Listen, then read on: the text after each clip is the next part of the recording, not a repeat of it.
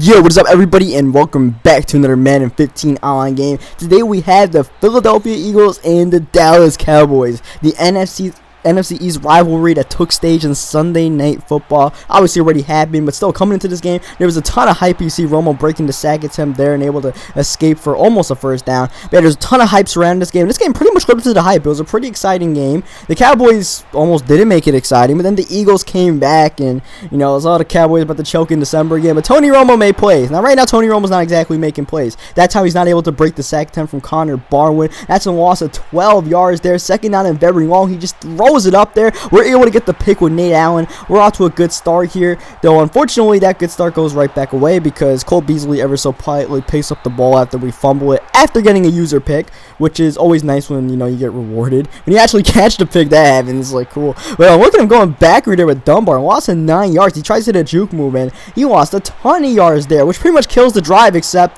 that play happened. So he gets nice 7 there with Cole Beasley. So not a great start for us, but yeah, Cowboys end up winning the game, and now it doesn't really help them that much. It's kind of weird, but the Cowboys are still in a very awkward position where they have to win next week against the Colts, because the Eagles have a pretty easy game next week and the Lions have a pretty easy game next week. Obviously, there's no guarantee they're going to win as Mark Sanchez fumbles the ball and my opponent's going to take it back for 6 here. Just continuing the fantastic start we're having. But yeah. It doesn't guarantee they're going to win, but still, there's a high percentage chance the Lions are going to beat the Bears and the Eagles are going to beat the Redskins.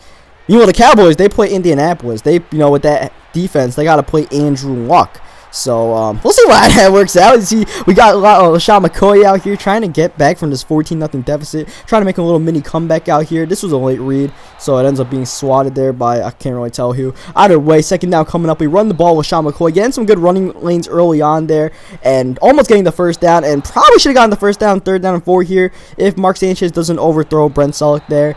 And that ended up selling for a field goal. So that was rough. I mean, it continues the horrible start we've had to this game. Yeah, it should have been a first down there. You see Dwayne Harris breaking a tackle again to the 24-yard line. So yeah, now the NFC East battle is a mess. I mean, there's not as many teams as in the AFC wildcard battle race, but it's still pretty messy as you see the Tony Romo somehow avoiding the pressure there, getting a gain of 5 yards, doing what Romo does, and then DeMarco Murray comes in the game.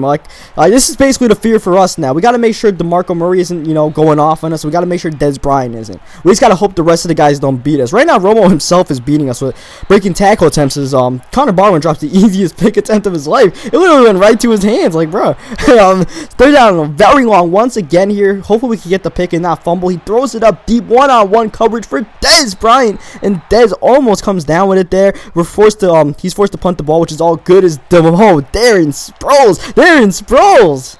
Yeah, it's the power of Darren Sproles, man. That's the power of the Eagles special teams. They're pretty good. Obviously, they did have that one fumble in the game last night, but for the most part, the Eagles special teams has been one of the highlights of their season, along with their defense, which is awkward since all we talk about is the offense, as Mark Sanchez overthrows a receiver and almost gets it picked off. Third down and 4.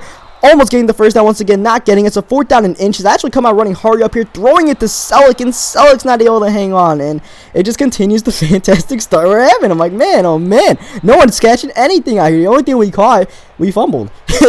So it's like, I mean, I'm waiting for it to eventually turn around. We got to rely on our defense once again for the millionth time. We got him on a third down and super long situation, and we're able to hold up. Romo not really having too great of a start right now, besides that one Beasley throw, and he's forced to punt the ball again. We don't really get too good of a return, but eventually, like I said, we're going to turn around. We're going to get some juke moves going with LaShawn McCoy. McCoy breaking in the open field again, and looking LaShawn go all the way to the 31-yard line. So next play, we go back to the read option with Sanchez, but Selleck misses the block, and it's picked up by 59, who's taking it all the way for a touchdown, and it's his second fumble recovery taken for 6. Now it's just a disaster play because it looked like it would be pretty promising if Selleck picks up the block. Selleck misses the block. Selleck misses the ball. Selleck misses the tackle attempt. Chris Polk is breaking free on the ensuing kickoff, and then he takes it back. So, I mean, his 3 touchdowns haven't really been anything too special, so I'm not exactly worried yet. There's still a lot of time. There's a whole second half for us to try to make a comeback in this game, but I mean, what else can go wrong? There might as well be more that goes wrong, right? I try to come out halfback passing and try to change the momentum of the game. That doesn't exactly work, so we go back to the counter that worked earlier with LaShawn McCoy. Try to hit the juke move there, but the block didn't line up there. Nonetheless, third down and 7 coming up, and we throw it to Jordan Matthews, who's able to get the first down. It's like, hey, we can finally get a touchdown in this game, bearing something weird not happening, and we just get the touchdown right there with Darren Sproles. So I mean, finally we cash in, and that's all I needed, man. I needed 1 touchdown, and we're good. Now all I gotta do is make a defensive stand here. You see Lance Dunbar, I believe it's Lance Dunbar taking the kickoff for some reason. So now DeMarco Murray taking the handoff, and DeMarco Murray, just like that. Just when I thought we got back in this game, DeMarco Murray takes it right away. And it's like my dude Malcolm Jenkins took the worst angle at the ball. I'm just like, yo, really? I don't care if he gets the first down. Just don't give up the touchdown like that. Is Chris Polk once again getting a great kick return here, taking it all the way to midfield, trying to break that tackle attempt, eventually being carried out of bounds. And basically now it's the same situation before, I guess. We're going to try to go into halftime only down 11 points. This is LaShawn McCoy taking the handoff, 2nd down and 1, trying to get out of bounds here. He breaks the tackle. I could have gotten some more yards, but I was more focused on getting out of bounds there. Bringing up a new set of downs nonetheless. 32 seconds left. We throw it downfield. Jordan Matthews again coming up with a big catch. We're knocking on the door to get a touchdown. I'm checking out Jeremy Macklin, who's open on the Dragon. Macklin burns the man coverage of Carr, gets the touchdown, and here we go.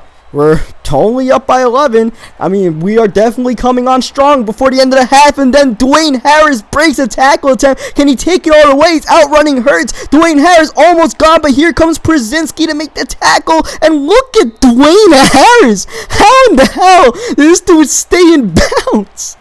Like, oh my lord, you gotta rewind that. Like, my dude was tiptoeing in my Jordans to stay in bounds there to make sure that was a touchdown. That's an amazing play for him. For us, it just continues the trend of, yeah, sure, why not? I mean, that might as well happen in this game too. So now we go back into half, down 18. It seems like it was just destined to work out that way, and you know, that's the way it is. We do get ball coming out of half. That's the good news. The bad news is that you know, damn near everything else is not going our ways. Sanchez rockets a drag route like way downfield. Sanchez is having a terrible game right now. I'm getting completions. Otherwise, Sanchez is missing the mark on all the other passes. So we got to run the ball with Sean McCoy just to make sure Sanchez doesn't throw the ball like ever again in his life. All right. Thankfully, we're going on a pretty good drive right now. We're not taking up too much time in the clock, and we're actually going to score right now with Riley Cooper and make it back. Not an 11-point game. I think we don't go for 2 here. So we make it back an 11-point game. It's like, all right, defense, you're going to have to come through. We're going to have to stop DeMarco Murray. But DeMarco Murray catches the edge again. The block's lining up perfectly. Jenkins hits the deck, and DeMarco Murray free again. Here comes, oh man, Michael Kendricks, the linebacker. Out of all people to track down DeMarco, the linebacker does it. New set of downs coming up. Tony Romo taking off, trying to get the first, and he gets flipped there. And that actually injures Romo. So in comes Brandon Whedon, and Whedon almost throws an interception. Just dropped by Boykins there. 3rd down and 3. He just runs the ball with DeMarco, and DeMarco's able to get the first down. Barwin almost made a play on that ball instead. New set of downs, and oh man, we could just catch 1 pick, yo. Like now, Lance Kendrick or Michael Kendrick drops a pick, and eventually, when you drop 2 picks, your opponent's gonna score eventually. I mean,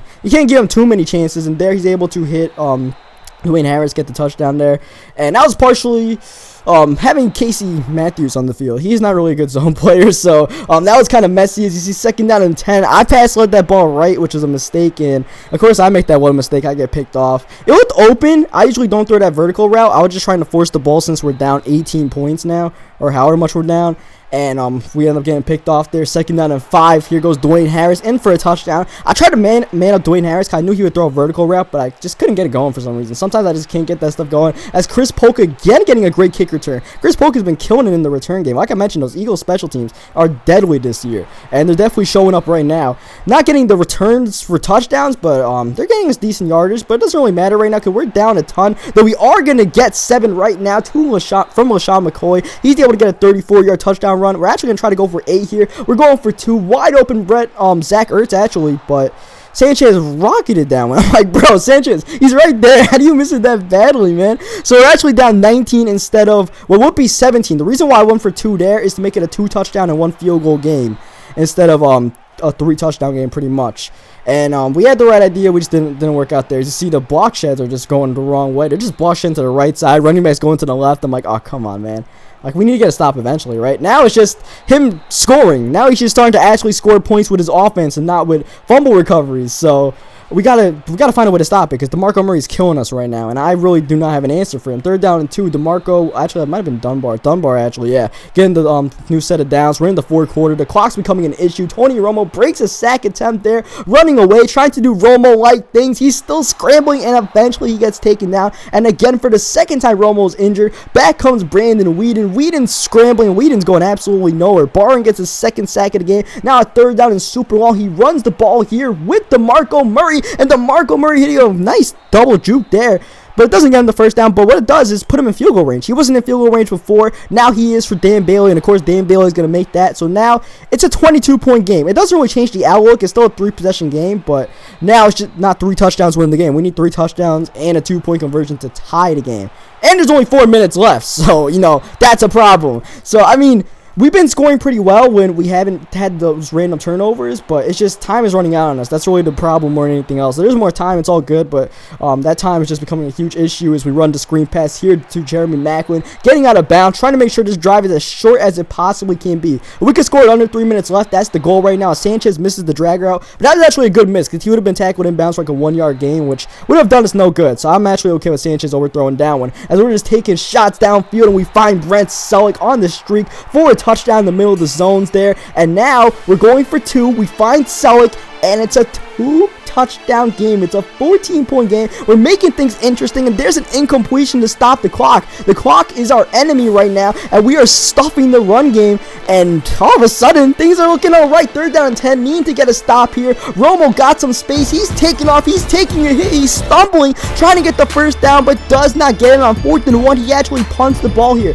Instead of taking the chance of turning the ball over, he punts the ball. Darren Sproles probably should juke that one to the right, because there's a ton of blockers on the right. Nonetheless, speaking of blockers, look at the blockers for McCoy, but I ended up stumbling by accident. I wasn't able to recover. 2nd down and 5. LaShawn McCoy getting out of bounds, and we are making this interesting. A touchdown, and we still have all 3 of our timeouts as we head to the 2-minute warning with LaShawn McCoy trying to do some moves in the open field since the 2-minute warning would stop the clock. We did need to get out of bounds. Next play, running play action. Jeremy Maclin makes the tough catch in traffic there over, I believe, Barry Church. We're at the 23-yard line, minute 40 left on the run with Sanchez looking for somebody. Not really anything open, so I hit Selleck trying to get some yards, but Selleck gets out of bounds. So that's the main thing right there, is we hit the screen pass again to Jeremy Maclin, and Maclin just so elusive. He's able to, you know, run right after catching the screen pass there. We're at the 13-yard line, make it the 3 or the 5-yard line with a minute 27 left. Unfortunately, Selleck has bricks for hands, so he drops it again in coverage. 3rd down and 3, a big 3rd down. We need to get the touchdown, and we get it right there. He comes out on some 3 lineman defense, and we just run straight into LaShawn McCoy, and it's a 7-point game. Can you believe it? After all the crap, we have a chance in this game. 1st down, he runs the ball with DeMarco Murray. DeMarco gets a decent gain. We call our first timeout. We need to use our timeouts here. We need to get a stop ASAP, but there's DeMarco Murray getting the 1st down. That's pretty much the dagger, but he runs the play pretty quickly here. We run commit right. I figured he'd run right there. We guess correctly, and since he ran the play right away, we're going to call our 2nd timeout after this run that doesn't get too much, and we're going to hope for something on 3rd down to force him to punt the ball, or maybe an incompletion, but he gets the completion instead. Good read there. Unfortunately, once again, Casey Matthews, I mentioned, not really a good zone play. I'm used to my MUT team with DeAndre Levy making those plays in that area. Instead, he's able to throw it over to, like, right, a perfect pass there. Oh, and they're able to get that 1st down, so he's still running plays for whatever reason, and look at that, a fumble! Oh, just when you thought the tide might have turned there, it actually didn't, and then this is basically the perfect play to cap the game off. He throws an incompletion after breaking the tackle attempt, and a hard-fought game. We somehow almost came back. Don't ask me how, but you know, in the end, we ended up taking the W that was written on the wall since the beginning. So, good game to my opponent. He definitely had a good run game in that 2nd half that pretty much helped them put the game away when we were scoring at will. It's just that he was as well. Subscribe for more Madden 15 online games, and I'll catch you guys next time.